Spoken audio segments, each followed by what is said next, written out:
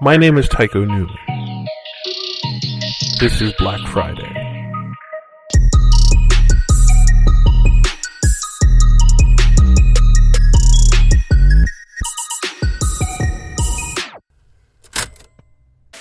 As I look ahead, I am filled with foreboding. In 15 or 20 years' time, I see the river Tiber foaming with blood. The Etrurian government sent in bulldozers and paramilitary forces to clear a migrant camp in Calabria, making hundreds of African migrants homeless. This move comes along a populist resurgence in Europe as far-right groups gain political power in what was considered to be the heart of Europe's liberal democratic values. Countries like Etruria, Gallia, and Germania witnessed record numbers of refugees fleeing conflict in the Middle East, prompting some governments to consider ending the free movement of people that has been a cornerstone of European integration. we must be mad. Literally mad as a nation to be permitting the annual inflow of some 50,000 dependents who are, for the most part, the material of the future growth of the immigrant-descended population. It is like watching a nation busily engaged in heaping up its own funeral pyre. The migrants in Etruria generally come in boats from North Africa, seeking a better life in Europe. Many of them find jobs where they can in local farms. Others try to make it deeper into Europe, however they can. With me today is Giuseppe Prodi. Prodi sympathizes with the migrants. Tell me about your work. I work with a coalition of organizations that seeks to help these migrants who've traveled far to make better lives for themselves here in Etruria and elsewhere in Europe.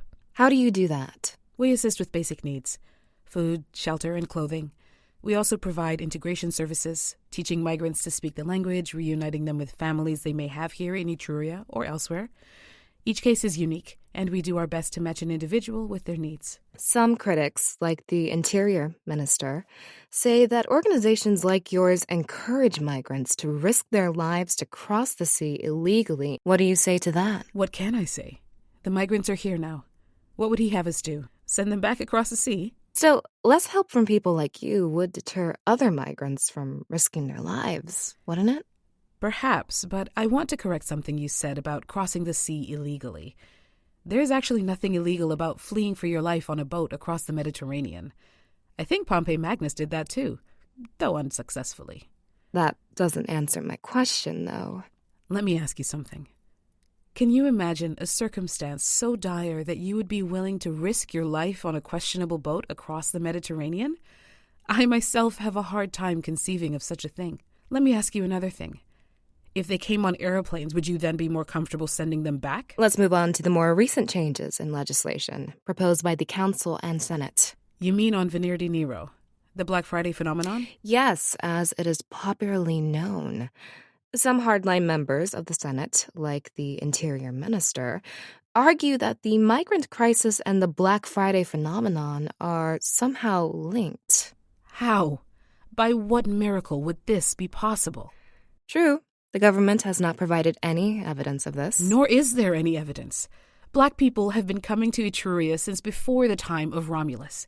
That there are a few more black people in Etruria is of no consequence to anyone. Yet you do acknowledge their concern. You know, I was recently reading what the old Emperor Claudius said about being afraid of foreigners. Do you know what he said? No. He said, "What ruined Sparta and Athens? Mighty as they were in war, they spurned the people they conquered as aliens. Our founder Romulus, on the other hand, was so wise that he fought as enemies and then hailed as fellow citizens several nations on the very same day." On that very issue, you do contend that keeping migrants out defies centuries of Etrurian practice. You are, in effect, accusing the Council and the Senate of being un-Etrurian. Indeed. We have never been frightened of foreigners. Let them bring their gold and their wealth to us. It is better than to have them enjoy it in isolation. The migrants who come here, though, are generally poor and ill-educated. So what?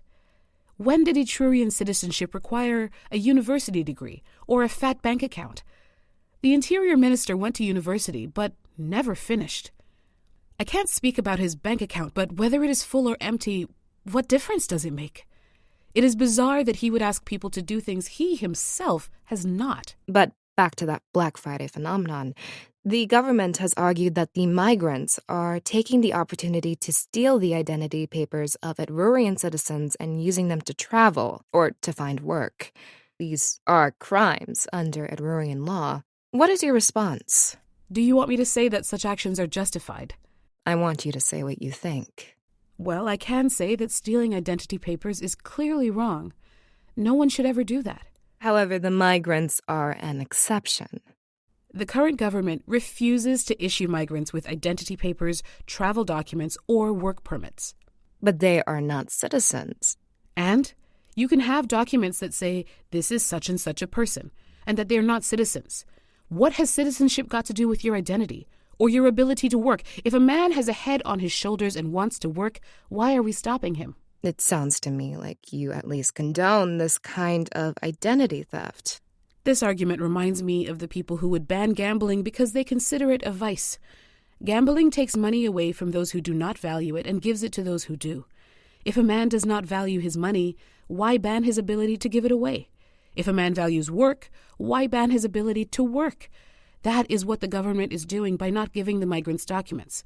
It is banning something productive because of a self-righteous conception of lawfulness. And what do you think of the government's proposal to place any Vernardi Neros and migrants into resettlements? You mean concentration camps? Well, from the plans the government provided, they look fairly comprehensive and comfortable. More comfortable than a tent city. I want you to think about how absurd this is. The government is willing to spend billions of euros to create concentration camps for not only black people, but ordinary Etrurians who have transformed into black people. The move is controversial, but there is some public support. There is a fear that the phenomenon is spreading. Which is why concentration camps are absurd. If overnight all Etrurians everywhere transformed into black people, what should we do? That doesn't seem very likely. A year ago, you would have said the same thing about the Black Friday phenomenon. Yet here we are. The measure is not likely to clear the Senate. The Etruscan Republic has stood for nearly 2,000 years. It faced Hannibal. Then the emperors came and went. Then the Sforzas, the Borgias, the Medicis, 2 Napoleons, and 17 corrupt popes. Then came Il Duce and 2 great wars. Now we are here, talking about putting people in gilded cages because of what? What great threat do these people present that Hannibal didn't? Answer me this. What are we so afraid of? It's lunacy. There is a concern about identity theft. So, because we cannot readily tell a black migrant from a black Etruscan, we throw them both into a concentration camp. The measure is not likely to pass the... And yet we are discussing it. How did it ever come to this point? That we are contemplating and discussing this? Is the fact that it is unlikely to pass supposed to make this all right? Surely people have the right to discuss whatever political opinion they may have. Putting people in gilded cages is not a political opinion. It is an absurd stupidity masquerading as an opinion. But no one has put anyone in, as you call it, gilded cages. Just at the beginning of this interview, you said that the government refused an informal migrant settlement, correct? I did. And where will those people go? The government destroys what little shelter people have and then says they'd be better off in these gilded cages. That is like burning someone's house down and telling them, well, it's better to live in a jail cell than be homeless.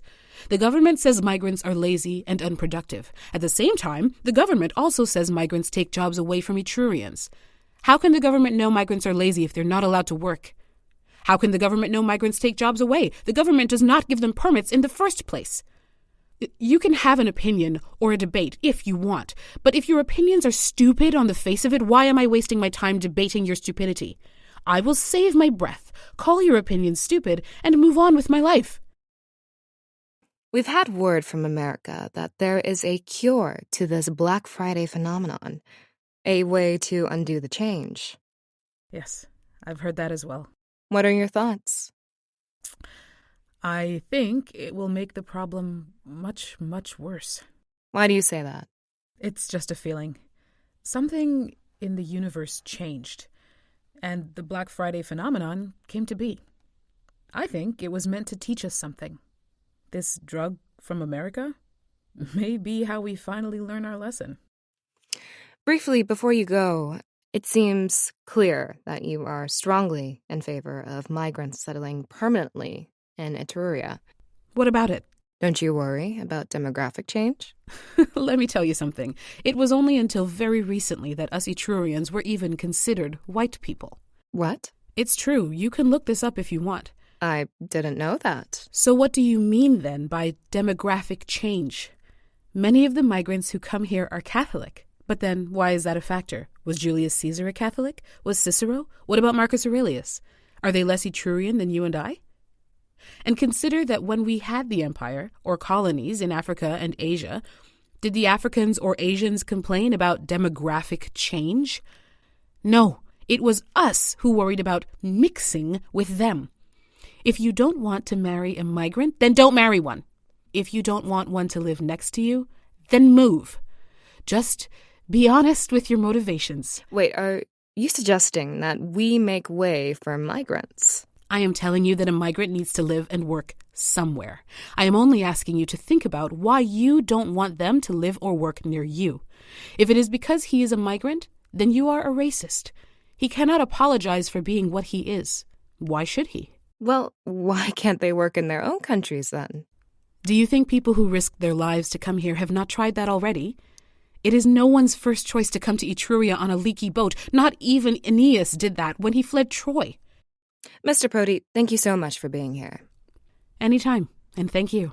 We reached out to the office of the consul, but no one was on hand to speak to us. In a statement, the consul spokesperson said, "We welcome all who come to Etruria via legal means. We do not apologize for securing our borders against illegal migrants."